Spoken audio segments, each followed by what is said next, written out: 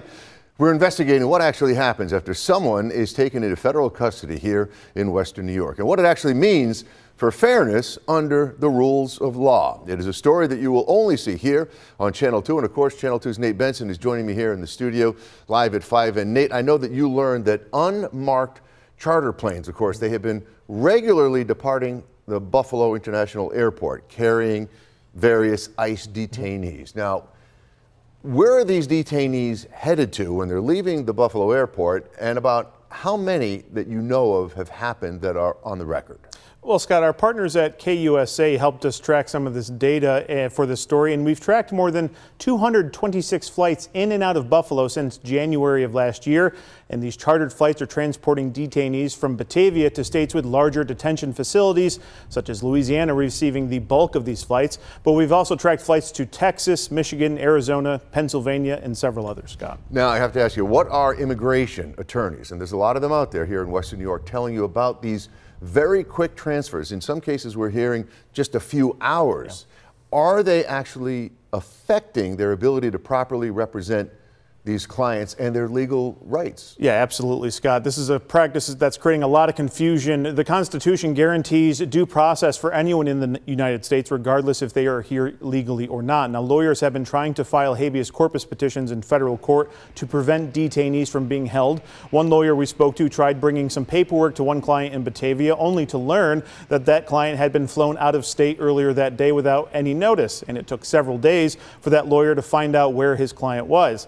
Now, one thing to note about habeas corpus petitions, they have to be filed in the state that the detainee is located in. So if a lawyer thinks a client is here in New York, but in reality they've been flown to, say, Texas, that petition would need to be filed in Texas. All right, now, also at the core of this whole issue here, what really are what they're saying the biggest concerns when it comes to, as you mentioned, due process in the legal system? It's really a constitutional question, Scott. We spoke to someone who's widely considered the leading immigration expert in the country. Professor Stephen Yale-Lair is a retired Cornell law professor, but told me that these quick transfers and even deportations without those habeas corpus hearings being taken place, that these detainees rather have the right to file for, is a clear violation of their constitutional rights. All right, now, two on your sides, Nate Benson. I know you're going to have more on this coming up tonight at 6 o'clock, your special report. You've been working on this for a few weeks, right? Yeah. We've, again, KUSA helped us with some of this data, just looking through it. We talked to lawyers. We talked to, the Cornell law professor. Really in-depth, long-form story that we're happy to bring you at 6 o'clock. Looking forward to it. We'll see you at 6 o'clock. Thanks, Nate. There must be accountability, and the justice must be served to honor his life. There are renewed calls for accountability in the death of refugee Nurul Amin Shah Alam in the wake of his death being ruled a homicide by the Erie County Medical Examiner's Office. The medical examiner investigation found it to be complications of a perforated duodenal ulcer precipitated by hypothermia and dehydration. Local attorney Terry Connors is representing Shah Alam's family. They want to seek justice so that this doesn't happen to anyone else. He is investigating the circumstances leading to his death and looking into whether someone can be held accountable after Shah Alam was found dead near Key Bank Center 5 days after he was released from the Erie County Holding Center and into the custody of U.S. Customs and Border Protection. CBP officers dropped Shah Alam off outside a Black Rock Tim Hortons, and they claim when he was dropped off, he showed no signs of distress, mobility issues, or disabilities requiring special assistance. This report establishes that causal connection.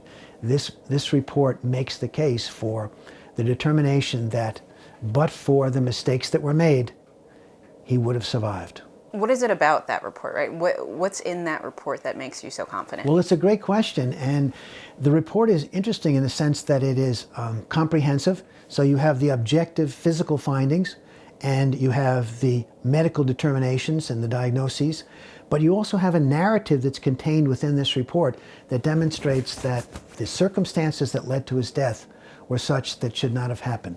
Connor's case would be civil, but the Erie County District Attorney Mike Kane and New York State Attorney General Letitia James are investigating whether any criminal charges are warranted. AAA is reporting the national average for the price of gas per gallon is $4.06 on Wednesday. The New York State average is $3.99 and the Buffalo average is $3.96. With prices reaching nearly $4 locally, some are going to local Native American gas stations to save money at the pump. I'm getting Social Security. I kind of have to be watching my money every day because everything keeps going up and there doesn't seem to be any end in sight. I try to save money wherever I can, and they got good prices here. Another driver says he believes he's saving more than 60 cents per gallon by doing so. When you're adding it into a truck that takes 28, 30 gallons, that's a lot. It adds up. I mean, you can do the dollars and cents and the miles. You can make your own calculations, right? But if you're traveling through or anywhere close, I've been getting fuel out here my whole life and never had a problem with it, and it's always saved me money versus off the Tuscarora Nation. One spokesperson for AAA says Native American shops don't charge a New York State tax. She shares some other tips for saving money at the pump. A lot of people taking those road trips for Easter, so use cruise control. That's going to get you the best gas mileage. And also make sure you're taking good care of your vehicle. Proper tire pressure. If you have improperly inflated tires, that can cause a drag and that can affect your fuel economy. This is the list of claims approved by the full Buffalo Common Council on March 31st. It includes $100,000 for a man connected to a 2020 police misconduct protest. What gets concerning is whether some of these lawsuits could have been avoided in the first place, saving taxpayers money. Paul Wolf is the head of the New York Coalition for Open Government. The council also approved a $245,000 settlement tied to a city-owned building on Humboldt Parkway where a man was injured after part of the structure collapsed while he was reportedly considering purchasing the property. The city could perhaps be doing more to ensure the stability of buildings. Another one of them was a street light that fell on someone. Preventative maintenance, again, could have perhaps avoided that. In the light pole case on Delaware Avenue, the driver will receive $60,000. The largest payment in this batch is $700,000 to a man for alleged civil rights violations, including false arrests and malicious prosecution. What we often see is a lot of the same police officers, unfortunately, time and time again, costing taxpayers money. So certainly that's something that you would think could be preventable. Legal settlements are common with big municipalities, but not preferred by taxpayers. I'm sure taxpayers in general get frustrated when they see these large numbers.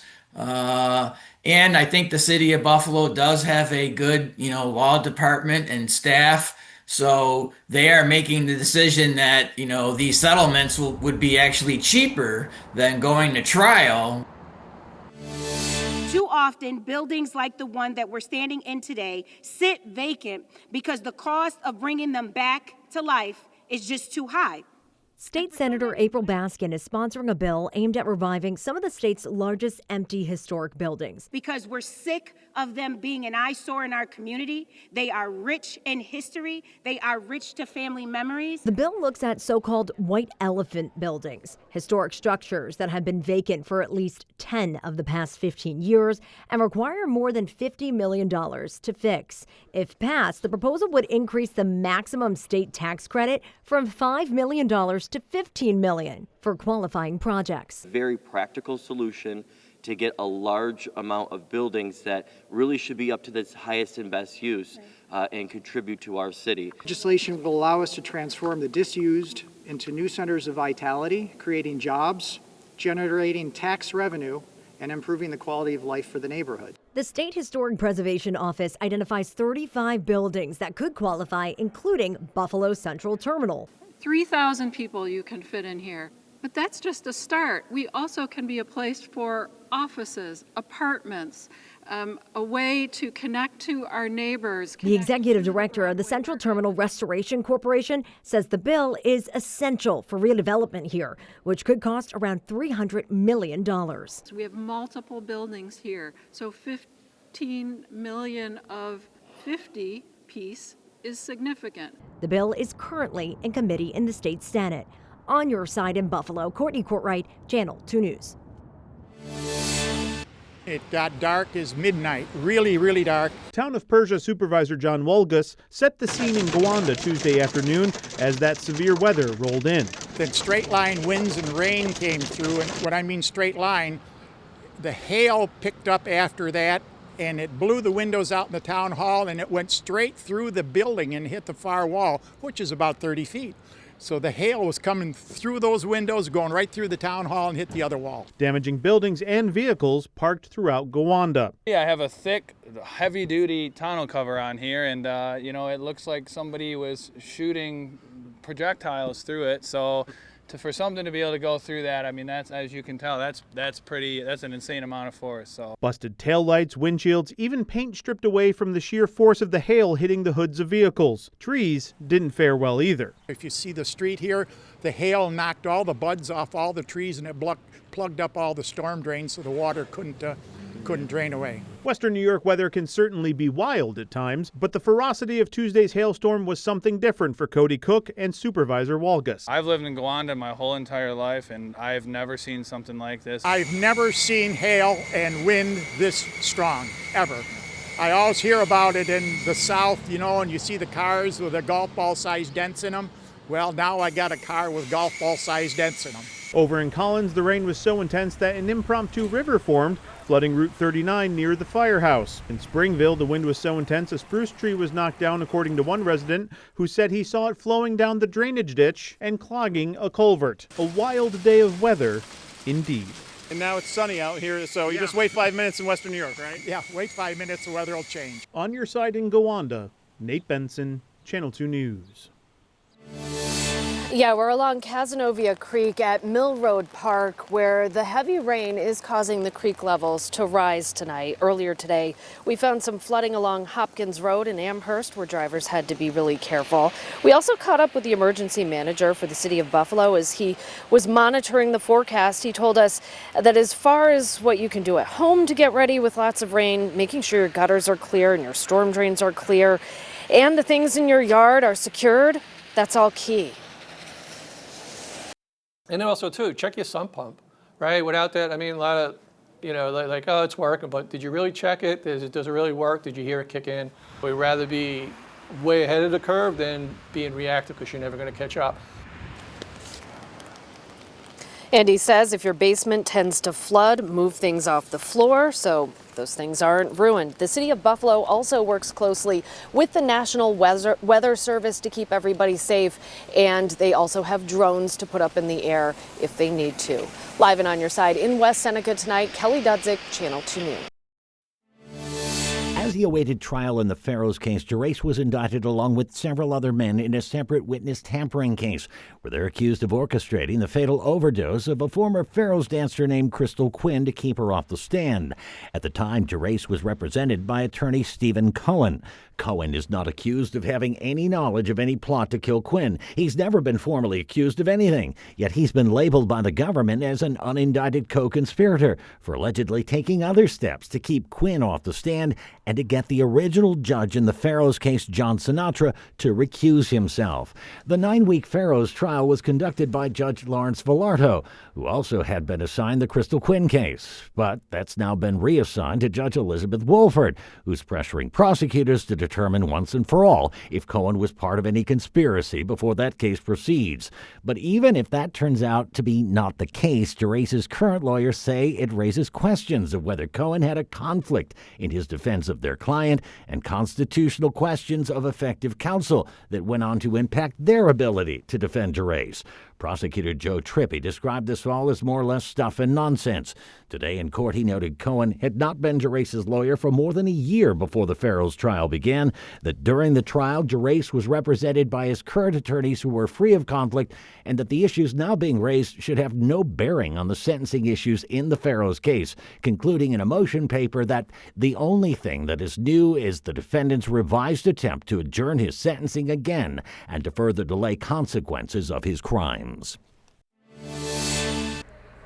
That's right. As the Ryan administration prepares to roll out a proposed budget that is expected to include tax increases, officials say Buffalo is in a dire financial situation. But now Common Counsel warns that some of Buffalo's working class citizens could be hit the hardest.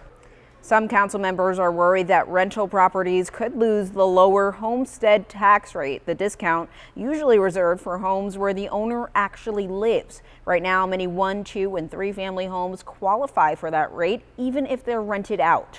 One effort in Albany, the homestead reform bill, would have limited the lower rate to truly owner-occupied homes. But according to the Ryan administration, there has been little movement on that legislation, and it's considered far on the back burner.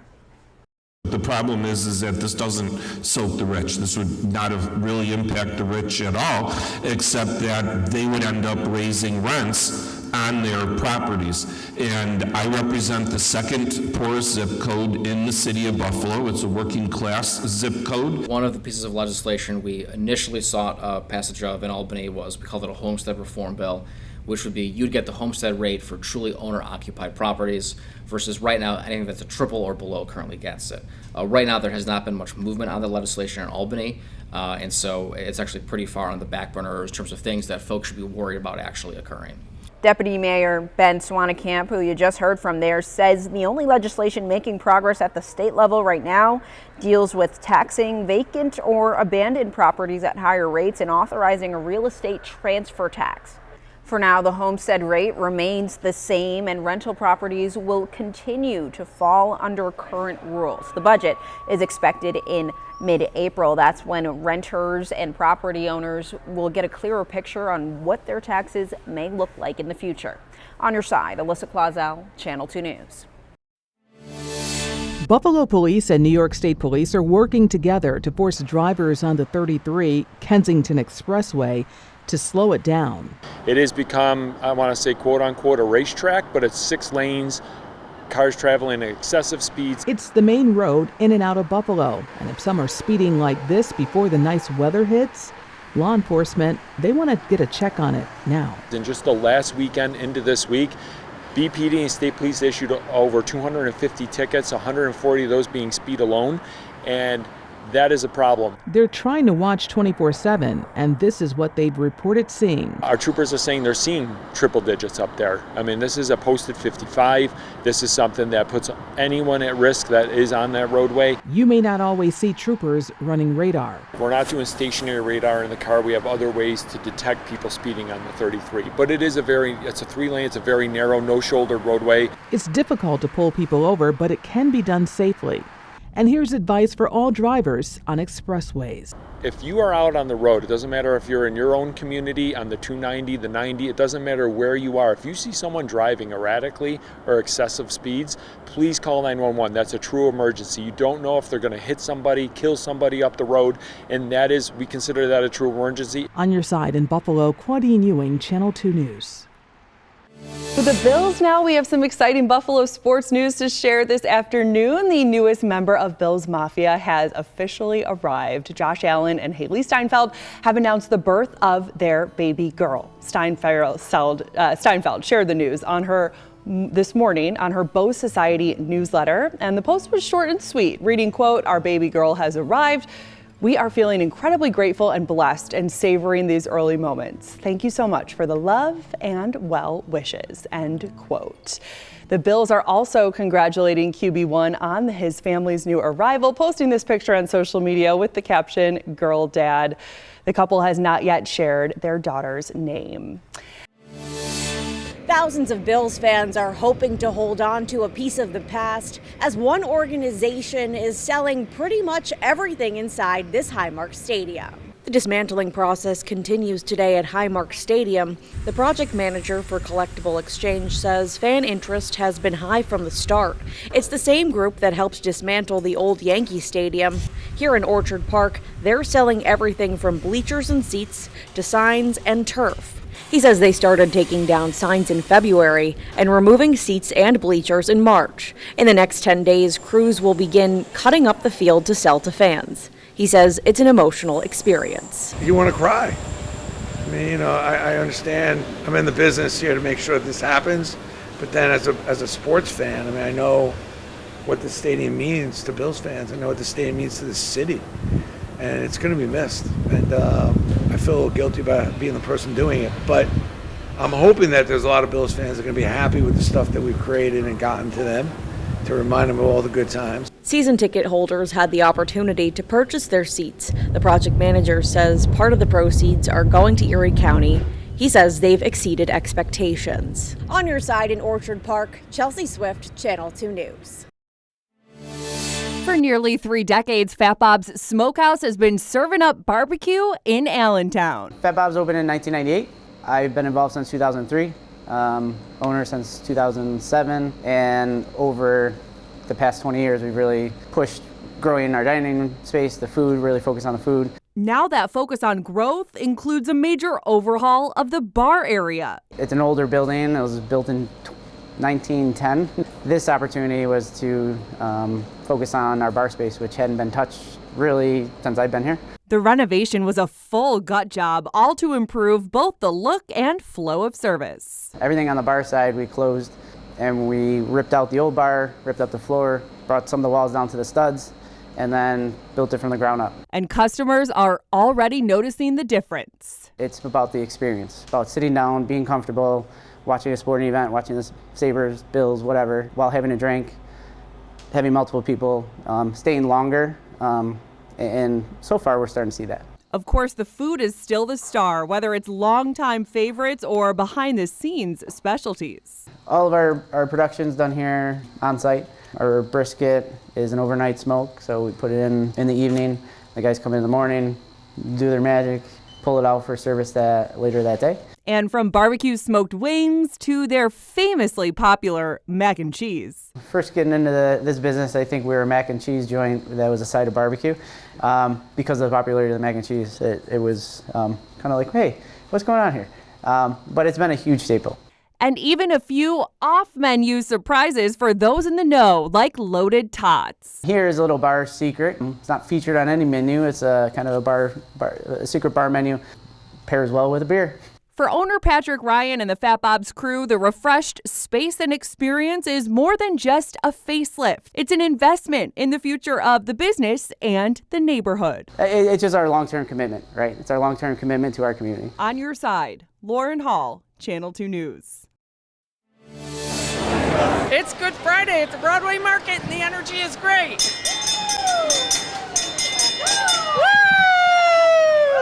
It's amazing. And it's just so friendly. We really are the city. To come to the Broadway Market. Who could miss it? They love us. It's the tradition. It's the tradition of coming to the Broadway Market for your Easter foods, to run into friends you haven't seen in a while, to bring your children here. A family tradition every year, and we enjoy it. Every Good Friday we come. 30 years? 50 years? Probably about 65. Yeah, before she was married and had children, we were coming, so, yeah. And now I'm bringing my 4 babies here. She comes from Olean. I come from all the way from Warsaw. He comes from Batavia. They come from Ohio. I have friends as far as Hamilton, which is more than an hour drive, and Toronto, and a lot of my Polish friends make it a destination for sure. Today is my Super Bowl. Without today, the Broadway Market doesn't happen. We make eggs all year long just to sell here at Easter time. We've been selling our eggs at the Broadway Market probably since I was 7 years old, so a very long time. My grandma used to make the pin drop style, which is at the front table, and I have carried on that tradition of making that style egg. We make horseradish and mustard and cocktail, so people love it.